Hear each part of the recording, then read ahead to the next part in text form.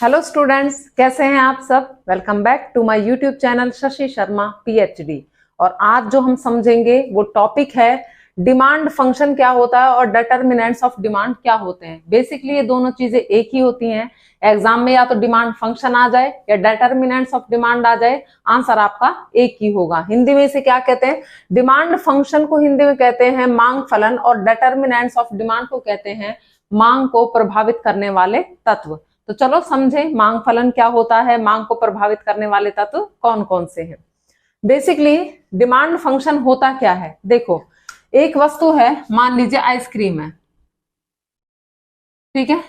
अब जो आइसक्रीम की डिमांड है ना, डिमांड ऑफ आइसक्रीम, ठीक है, ये किन किन चीजों से प्रभावित होगी, यानी कौन कौन से तत्व हैं, कौन कौन से फैक्टर हैं जो आइसक्रीम की डिमांड को प्रभावित करेंगे। पहली बात तो होती है कि आइसक्रीम का प्राइस हो गया,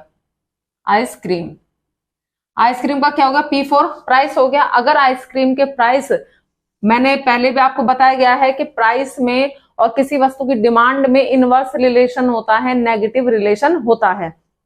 यानी कि प्राइस बढ़ेगा तो डिमांड कम हो जाएगी, प्राइस कम होगा तो डिमांड बढ़ जाएगी। तो यानी कि प्राइस एक ऐसा तत्व है, कीमत एक ऐसा तत्व है, एक ऐसा फैक्टर है जो किसी वस्तु की मांग को प्रभावित करता है। ऐसे ही और भी हो सकते हैं। इनकम हो गया आपका, मान लीजिए मेरी इनकम पहले 5,000 रुपए थी, ठीक है, तो मैं आइसक्रीम 10 जो आइसक्रीम थी मैं वो परचेज करती थी। अब मान लीजिए मेरी इनकम डबल होगी, 10,000 रुपीज मेरी इनकम होगी, तो डेफिनेटली मेरी जो डिमांड है आइसक्रीम के लिए वो भी क्या हो जाएगी, बढ़ जाएगी। चाहे वो कितनी ही बढ़े लेकिन वो बढ़ेगी जरूर। तो इन्हें हम क्या कहेंगे, इन्हें हम कहेंगे डिटर्मिनेंट्स, किसी वस्तु की मांग को प्रभावित करने वाले तत्व, उन्हें क्या कहते हैं, हम डिटर्मिनेंट्स कहते हैं। ये जो है कि आइसक्रीम की जो डिमांड है वो किस किस फैक्टर से प्रभावित हो रही है, इफेक्ट हो रही है, इसे हम क्या कहते हैं, जो इनका रिलेशन है ना डिमांड का और किसका रिलेशन, इन फैक्टर्स का जो रिलेशन है, यानी कि मांग को प्रभावित करने वाले जो डिटर्मिनेंट्स है इनका जो बीच का रिलेशन है उसे हम क्या कहते हैं, उसे हम डिमांड फंक्शन कहते हैं। क्या कहते हैं, मांग फलन उसको कहते हैं। आई बात समझ में। क्या है मांग फलन? किसी वस्तु की मांग, चाहे वो आइसक्रीम की है चाहे पैनकेक, कोई भी एक वस्तु आपने लेनी, क्योंकि हम माइक्रो इकोनॉमिक्स पढ़ रहे हैं और माइक्रो इकोनॉमिक्स स्मॉल यूनिट्स की स्टडी करती है। तो यानी कि हम डिमांड ले लेते हैं आइसक्रीम के, आइसक्रीम की डिमांड को जो फैक्टर्स प्रभावित कर रहे हैं, जो डिटर्मिनेंट्स है, जो तत्व हैं जो उसे प्रभावित करते हैं, इन दोनों के बीच का रिलेशन, आइसक्रीम की डिमांड के बीच का रिलेशन और इसको फैक्टर्स जो प्रभावित कर रहे हैं इनके बीच का जो रिलेशन है वो क्या कहलाएगा, आपका डिमांड फंक्शन कहलाएगा। और जो फैक्टर्स हैं, ठीक है, जैसे आइसक्रीम की जो प्राइस है और इनकम है, ये जो फैक्टर्स होते हैं इन्हें हम क्या कहते हैं, डिटर्मिनेंट्स ऑफ डिमांड कहते हैं। ओके, आई बात समझे। अब एक बार रीड कर लेते हैं। डिमांड फंक्शन, डिमांड फलन, मांग फलन शोज, दिखाता है the relationship between demand for a commodity, एक वस्तु की मांग के बीच में और इट्स डिटर्मिनेंट्स और इसको प्रभावित करने वाले तत्वों के बीच में रिलेशन, संबंध को दिखाता है। कौन दिखाता है? मांग फलन आपके संबंध को दिखाता है। क्लियर है? अब देखिए आगे चलते हैं। जिस तरीके से डिमांड टू टाइप्स की होती है, इंडिविजुअल डिमांड होती है और मार्केट डिमांड होती है, ठीक है। डिमांड शेड्यूल हमने पढ़ी, इंडिविजुअल डिमांड शेड्यूल और market demand schedule. Demand curve हमने पढ़ा, इंडिविजुअल डिमांड कर्व और मार्केट डिमांड कर्व। उसी तरीके से आपके जो डिमांड फंक्शन है, डिमांड फंक्शन, ये भी आपका टू टाइप्स का होगा। Same individual demand function and market demand function, यानी कि व्यक्तिगत मांग फलन और बाजार मांग फलन। जैसे हमने उनको अलग अलग से स्टडी किया था वैसे ही हम इंडिविजुअल डिमांड फंक्शन को और मार्केट डिमांड फंक्शन को भी अलग अलग से ही स्टडी करेंगे, ठीक है। मांग फलन क्या होता है? मांग फलन डिमांड में, किसी वस्तु की मांग में और उसको प्रभावित करने वाले उसके डिटर्मिनेंट्स हैं, जो तत्व हैं, उनके बीच में क्या है, रिलेशन है। फंक्शन दो तरीके का होगा, इंडिविजुअल डिमांड फंक्शन जिसको हिंदी में कहेंगे व्यक्तिगत मांग फलन, और दूसरा है मार्केट डिमांड फंक्शन जिसे हम कहेंगे बाजार मांग फलन। इनको हम अलग अलग स्टडी करेंगे। देखिए पहले हम पढ़ेंगे इंडिविजुअल डिमांड फंक्शन, व्यक्तिगत मांग फलन होता क्या है। व्यक्तिगत का मतलब है सिर्फ एक कंज्यूमर, एक व्यक्ति, एक बायर, ठीक है। एक व्यक्ति की किसी वस्तु के लिए मांग और उसके प्रभावित करने वाले तत्वों के बीच में जो रिलेशन है ना, उसको हम क्या कहेंगे, इंडिविजुअल डिमांड फंक्शन उसको कहेंगे। मान लीजिए एक कंज्यूमर है शशि, ठीक है। शशि की पेन के लिए जो डिमांड है, ठीक है, शशि की पेन के लिए जो डिमांड है और इसको प्रभावित करने वाले जो डेटर्मिनेंट्स हैं, जो तत्व हैं, उनके बीच में जो रिलेशन होगा, यानी कि पेन की डिमांड के बीच में और उसको प्रभावित करने वाले तत्वों के बीच में जो रिलेशन होगा, उसे हम क्या कहेंगे, आपका इंडिविजुअल डिमांड फंक्शन उसको कहेंगे, ठीक है। तो individual demand function it shows the relation between demand for a commodity by an individual consumer. तो जो आपका व्यक्तिगत मांग फलन होता है, ये किसके बीच में संबंध को दिखाता है, किस किस के बीच में, demand for a commodity by an individual consumer, एक व्यक्तिगत, एक अकेले उपभोक्ता के द्वारा किसी वस्तु की मांग और उसको निर्धारित करने वाले, प्रभावित करने वाले जो तत्व हैं, जो फैक्टर्स हैं, यानी इट्स डिटर्मिनेंट्स है, उनके बीच में जो भी चीज रिलेशन दिखाती है उसको हम क्या कहते हैं, इंडिविजुअल डिमांड फंक्शन, व्यक्तिगत मांग फलन कहते हैं। होते कौन कौन से हैं, हम इतनी देर से बात कर रहे हैं कि डिटर्मिनेंट्स हैं, प्रभावित करने वाले तत्व हैं। अब हम देखेंगे कि एक व्यक्ति की डिमांड को, मांग को कौन कौन से जो फैक्टर्स हैं वो प्रभावित करते हैं। तो देखिए, पहले देखेंगे इंडिविजुअल वाले जो डिमांड है, यानी कि शशि की जो पेन के लिए डिमांड है, उसको कौन कौन सी चीजें प्रभावित करते हैं। प्रभावित करने का मतलब है किन चीजों से मेरी मांग बढ़ जाती है पेन के लिए, किन चीजों से मेरी मांग घट जाती है। ओके, तो वो कौन से, ये आप एक फंक्शन है या फॉर्मूला आप इसको कह लीजिए, इसको आप याद रखेंगे तो आपको पेपर में आसानी से सारे जो इसके फैक्टर्स हैं, डिटर्मिनेंट्स हैं, वो आसानी से याद आ जाएंगे। वो क्या है, डी एक्स, एक्स का मतलब है कोई वस्तु, ठीक है। एक्स की जगह जैसे मैंने आपको बताया था डिमांड फॉर आइसक्रीम, मान लीजिए एक्स की जगह आपने आइसक्रीम लिख दिया तो क्या हो जाएगा, डिमांड फॉर आइसक्रीम। यहाँ पे मैंने एक्स एक कमोडिटी को लिया है, एक वस्तु को लिया है, मान लीजिए एक्स वाई जेड कोई भी वस्तु है तो उसका नाम मैंने क्या रख दिया है, एक्स रख दिया है। तो डिमांड ऑफ एक्स, एक्स वस्तु की मांग इज इक्वल टू किसके बराबर है, एफ फंक्शन के बराबर, फलन, ठीक है। किसका फलन है, किसका फंक्शन है, प्राइस ऑफ एक्स, एक्स आपकी वस्तु है और डी फोर डिमांड है, तो एक्स फोर आपकी वस्तु होगी, पी फोर हो गया आपका प्राइस, यानी कि उसी वस्तु का प्राइस जिसकी डिमांड की हम बात कर रहे हैं। मान लीजिए हम आइसक्रीम की डिमांड की बात कर रहे हैं तो प्राइस भी किसका है, आइसक्रीम का ही ये प्राइस होगा। P R, price of related goods, related goods होती हैं जो एक दूसरे से संबंधित होती हैं, जैसे चाय हो गया, कॉफी हो गया, एक दूसरे से रिलेटेड है कि चाय की जगह हम कॉफी यूज कर सकते हैं, कॉफी की जगह हम चाय यूज कर सकते हैं, ठीक है। और भी होती है जैसे कि आपका पेन हो गया और इंक हो गई, पेन में इंक डलेगी, वो भी क्या है, एक दूसरे के साथ रिलेटेड है, ठीक है। वाई फोर हो गया आपका इनकम हो गया, कंज्यूमर जिसकी डिमांड की या जिसके फंक्शन की हम बात कर रहे हैं, जैसे हम शशि की डिमांड और उसके डिटर्मिनेंट्स की बात कर रहे थे, तो जो इनकम है वो भी किसकी इनकम होगी, कंज्यूमर की, उसी कंज्यूमर की जिसकी डिमांड की हम बात कर रहे हैं। टी फोर टेस्ट हो जाएगा आपका, प्रेफरेंस हो जाएगी, हमको कई चीजें बहुत अच्छी लगने लगती हैं, फिर चाहे वो कितनी महंगी हो जाए हम उनको परचेज जरूर करते हैं। और ई फोर होगा आपका एक्सपेक्टेशंस, भविष्य में क्या संभावनाएं हैं, किसी वस्तु के प्राइसेस बढ़ेंगे या घटेंगे। ये जो चीजें होती हैं ये आपकी क्या होती हैं, किसी वस्तु की मांग को प्रभावित करने वाले ये तत्व होते हैं। इनका हम अलग अलग सेपरेटली अभी इनको स्टडी करेंगे। ओके, तो फर्स्ट क्या है आपका, फर्स्ट है आपका price of the commodity. Commodity वही वस्तु जिसके प्राइसेस की या जिसकी डिमांड की आप बात कर रहे हैं, जैसे कि आप आइसक्रीम की बात कर रहे हैं, ठीक है। तो आइसक्रीम के जो प्राइस हैं, आइसक्रीम के जो प्राइस हैं वो आइसक्रीम की डिमांड को क्या करेंगे, प्रभावित करेंगे। कैसे प्रभावित करेंगे, मान लीजिए पहले जो आइसक्रीम के, 1 minute,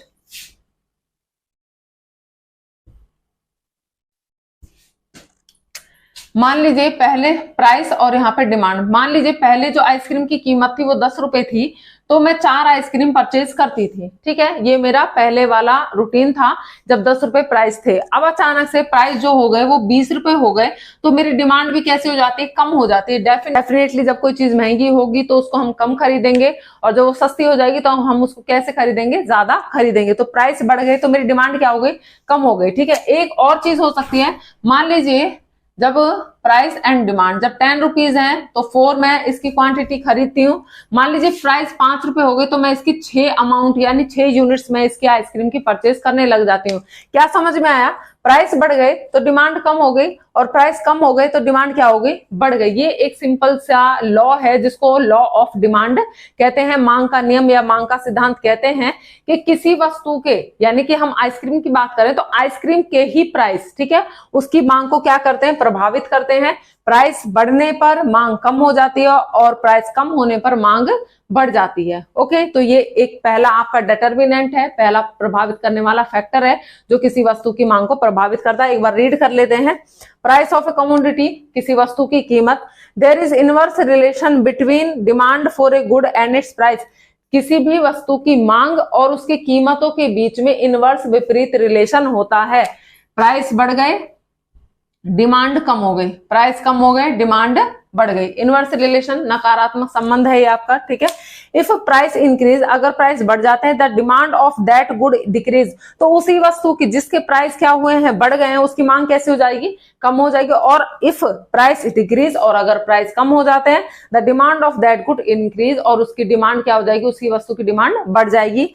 this inverse relation is called law of demand. और इस इनवर्स रिलेशन को, इस नेगेटिव रिलेशन को, इस विपरीत संबंध को हम क्या कहते हैं? लॉ ऑफ डिमांड, मांग का सिद्धांत इसको हम कहते हैं। ओके, तो पहला हो गया आपका PX, प्राइस ऑफ कमोडिटी। दूसरे पर चलते हैं, प्राइस ऑफ रिलेटेड गुड्स।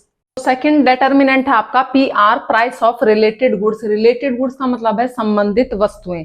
जब हम इकोनॉमिक्स की बात कर रहे हैं तो हम इन वस्तुओं को दो टाइप में बांटते हैं। पहला है सब्स्टिट्यूट गुड और दूसरा है कॉम्प्लीमेंट्री गुड। सब्स्टिट्यूट गुड्स को हम प्रतिस्थापन वस्तुएं कहते हैं, जो वस्तुएं एक दूसरे की जगह यूज हो जाती हैं।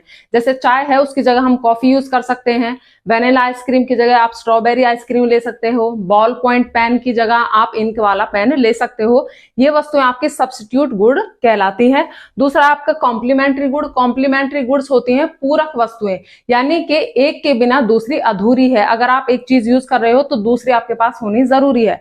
जैसे अगर आपके पास शूज हैं तो आपके पास सॉक्स होना जरूरी है, तभी आप शूज को पहन पाओगे। अगर आपके पास पेन है तो इंक होना जरूरी है, तभी आप पेन को चला सकते हो। ओके, तो देखिए कैसे ये किसी वस्तु की मांग को प्रभावित करती हैं। Substitute goods, these goods are those goods that can be substitute for each other. ये वो वस्तुएं होती हैं जो एक दूसरे के लिए प्रतिस्थापित हो जाती हैं, यानी एक की जगह पर हम दूसरा यूज कर सकते हैं। जैसे कि टी और कॉफी, बॉल पेन और इंक पेन। ओके, अगर एक के प्राइस बढ़ जाते हैं, मान लीजिए जैसे आपका टी है, ये है आपका टी और ये है आपका coffee.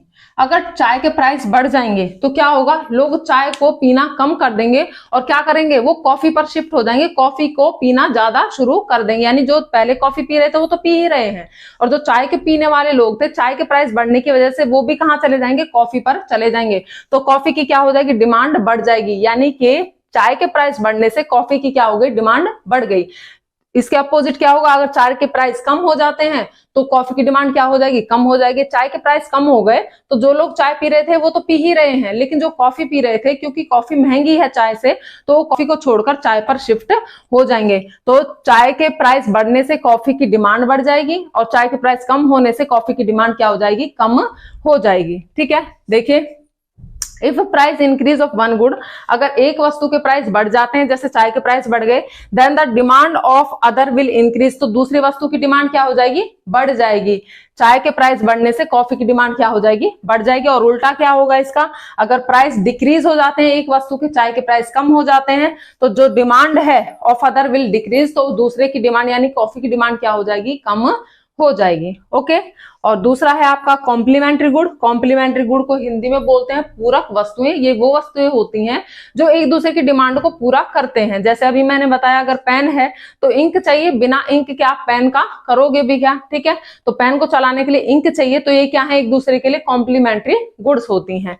These goods are those goods, ये वो वस्तु होती हैं which complete the demand for each other, जो एक दूसरे की मांग को पूरा करती हैं। जैसे कार और पेट्रोल हो गया, पेन और इंक हो गया, सॉक्स और शूज हो गया। Okay, if the price of one good increase, जैसे कि आपका कार है और आपका पेट्रोल, अगर कार के प्राइसेस बढ़ जाते हैं तो डेफिनेटली लोग कार की डिमांड को क्या कर देंगे, कम कर देंगे। जब कार ही नहीं है तो पेट्रोल की डिमांड कहां से आएगी, तो पेट्रोल की डिमांड क्या हो जाएगी, कम हो जाएगी। यानी कि एक वस्तु के प्राइस बढ़ गए, कार के प्राइस बढ़ने से पेट्रोल की डिमांड क्या हो गई, कम हो गई।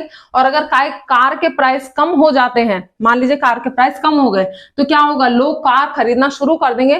कार किससे चलेगी, पेट्रोल से चलेगी, तो पेट्रोल की डिमांड क्या हो जाएगी, बढ़ जाएगी। ओके, तो if price of one good increase, अगर एक चीज के प्राइस बढ़ जाते हैं, बढ़ गए कार के प्राइस, तो the demand for other good will decrease, तो पेट्रोल के डिमांड क्या हो गई, वो कम हो जाएगी। और दूसरा है if price of one good decrease, अगर कार के प्राइसेस कम हो जाते हैं, डिक्रीज हो जाते हैं, then the demand for other good will increase. Okay, आगे बढ़ते हैं। अगला जो आपका डिटर्मिनेंट है वो है वाई। वाई फॉर होता है वैसे तो यील्ड, उपज, लेकिन इकोनॉमिक्स में हम इसको लेकर चलते हैं इनकम से। इनकम मतलब एक पर्सन की एक स्पेसिफिक इनकम होती है और उसको डिफरेंट डिफरेंट गुड्स पर स्पेंड करता है। जब हम इकोनॉमिक्स की बात कर रहे हैं तो जो हमारी गुड्स होते हैं जिन पर एक व्यक्ति, एक इंडिविजुअल अपनी जो इनकम है उसको खर्च करता है, उसको हम दो भागों में बांटते हैं। फर्स्ट है आपका नॉर्मल गुड्स, नॉर्मल गुड्स, और सेकंड है आपका इंफीरियर गुड्स। इंफीरियर गुड्स का मतलब होता है घटिया क्वालिटी की जो वस्तुएं होती हैं उन्हें हम इंफीरियर गुड्स कहते हैं। जैसे फॉर एग्जांपल सेब देखे होंगे आपने, एक रेहड़ी पे तो बड़े अच्छे लाल लाल सेब रखे हुए हैं जिनकी जो प्राइस है वो भी थोड़ा हाई होता है, और दूसरे क्या होते हैं, थोड़ा दाग वाले जो सेब होते हैं उनका प्राइस कैसा होता है, कम होता है। तो जो अच्छे वाले सेब हैं जिनके प्राइस भी ठीक ठाक है उनको हम कहते हैं नॉर्मल गुड्स, और जो सेब दूसरे वाले हैं जिनपे दाग लगे हुए हैं और जो जिनको हम कह देते हैं कि घटिया क्वालिटी के हैं और उनके प्राइस भी कम होंगे, उनको कहते हैं हम इंफीरियर गुड्स। ठीक है, अब जब मेरी इनकम मान लीजिए 10,000 रुपीज मेरी इनकम है, ठीक है, तो डेफिनेटली मैं जितना पैसा चलो नॉर्मल गुड्स पे खर्च कर रहा हूँ, कुछ पैसा मैं अपना इंफीरियर गुड्स पे खर्च कर रहा हूँ। ठीक है, उसके बाद मेरी इनकम क्या हो जाती है, एकदम से मेरी इनकम 20,000 रुपीज हो जाती है। जब मेरी इनकम बढ़ी है तो ये डेफिनेट है कि मैं नॉर्मल गुड्स की परचेजिंग तो ज्यादा कर दूंगी और जो इंफीरियर गुड्स हैं उनकी परचेजिंग को कम कर दूंगी। यानी कि जो मेरी इनकम पहले नॉर्मल गुड्स पे कम खर्च होती थी, अब मैं उसको बढ़ा दूंगी, और घटिया क्वालिटी की जो वस्तु मैं खरीदती थी उनकी जो डिमांड है वो क्या कर दूंगी, मैं कम कर दूंगी। क्लियर हुई बात? तो यही है, इनकम है। इफ इनकम इंक्रीज, अगर आय बढ़ती है, the demand for normal goods increase, तो जो डिमांड है नॉर्मल गुड्स की, अच्छे वाले सेबों की, वो क्या हो जाएगी, वो बढ़ जाएगी।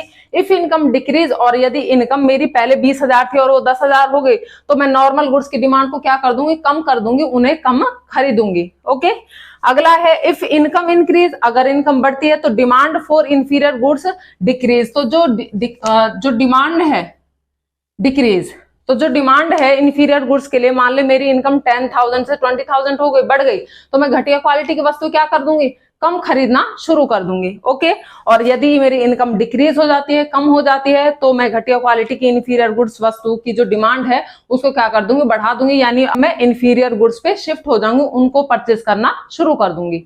ओके, और अगला है आपका टी फॉर होता है टेस्ट आ सकता है, प्रेफरेंस आ सकता है, हैबिट्स आ सकते हैं, कस्टम्स आ सकते हैं, ये सारी चीजें आपके टी में आ जाती हैं। अगर मुझे किसी चीज का टेस्ट अच्छा लगने लगा है या मुझे उसकी हैबिट पड़ गई है, या जैसे मेरे त्योहार आए हैं, दिवाली पे चाहे पटाखे कितने भी महंगे हो जाए हम उनको परचेज करते ही करते हैं, तो जिन चीजों की हैबिट या टेस्ट हमें अच्छा लगने लगता है उनको हम ज्यादा परचेज करते हैं, और जिनका टेस्ट हमें अच्छा नहीं लगता है, जो हमारी प्रेफरेंस में नहीं है, उन्हें हम कैसे खरीदते हैं, कम खरीदते हैं, यानी उनकी डिमांड कैसी होती है, कम होती है। तो देखिए the demand for those goods increase, उन वस्तुओं की जो डिमांड है वो बढ़ जाएगी, for which the consumer develop taste, जिनका टेस्ट उसकी जबान को लग चुका है या जिन चीजों की हैबिट कंज्यूमर को पड़ चुकी है। The demand for those good decrease, उन वस्तुओं की डिमांड कम हो जाएगी, for which consumer has no taste, यानी कि जिनको कंज्यूम करने से कंज्यूमर को कोई टेस्ट नहीं मिल रहा है या जिनकी हैबिट कंज्यूमर को नहीं पड़ी है, उनकी डिमांड कैसी हो जाएगी, आपकी कम हो जाएगी। और लास्ट है आपका ई फॉर एक्सपेक्टेशंस। ओके, और लास्ट है आपका ई फॉर होता है एक्सपेक्टेशन। एक्सपेक्टेशन का मतलब है भविष्य की संभावनाएं, कि भविष्य में क्या होगा। ठीक लीजिए आपका जो व्हीट है, गेहूं है, ठीक है, और आपको पता है कि इसके प्राइस फ्यूचर में बढ़ने वाले हैं, फ्यूचर में जो गेहूं है वो क्या हो जाएगा, महंगा हो जाएगा, तो हम क्या करेंगे, प्रेजेंट में इसको ज्यादा स्टोर करेंगे, ज्यादा इसको खरीदेंगे, तो यानी कि इसकी डिमांड आज क्या हो जाएगी, बढ़ जाएगी।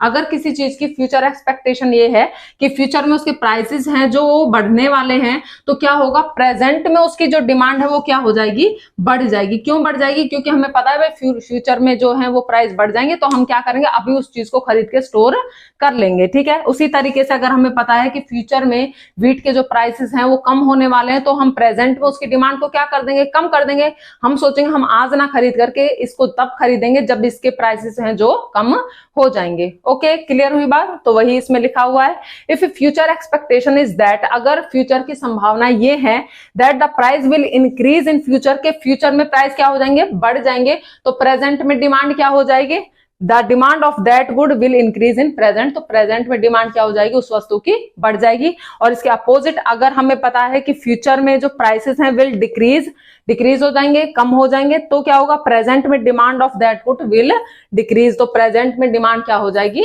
कम हो जाएगी। ये आपके हमने पढ़े इंडिविजुअल डिमांड फंक्शन, या कह लीजिए कि एक व्यक्ति की मांग को प्रभावित करने वाले जो फैक्टर्स हैं वो हमने इसमें पढ़े हैं। नेक्स्ट वीडियो में हम मार्केट डिमांड फंक्शन को पढ़ेंगे। ठीक है, प्लीज चैनल को सब्सक्राइब कीजिए, वीडियो को लाइक कीजिए और अपने फ्रेंड्स के साथ शेयर कीजिए। मिलते हैं नेक्स्ट वीडियो में, बाय बाय।